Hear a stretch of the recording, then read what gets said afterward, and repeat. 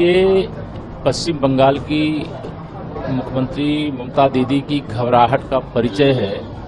उनको मालूम है कि 24 और 29 अप्रैल को मतदान के बाद 4 मई को जो वोटों की गिनती होने जा रही है उसमें दीदी पश्चिम बंगाल की सत्ता से सदा के लिए विदा हो रही हैं। 15 साल में उन्होंने पश्चिम बंगाल को बर्बाद कर दिया है।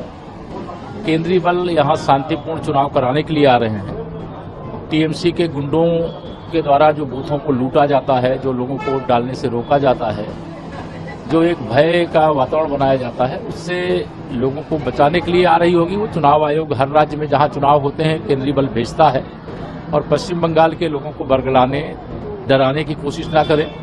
हमें टीएमसी के गुंडों को छोड़ करके, घुसपैठियों को छोड़ करके भारतीय जनता पार्टी को पश्चिम बंगाल के एक एक भाई बहन बच्चे से प्यार है। उनकी सुरक्षा, उनका विकास, उनके जीवन में खुशहाली और पश्चिम बंगाल जो बर्बादी के कगार पर पहुंच चुका है उसको विकास की मुख्यधारा में लाने का लक्ष्य है।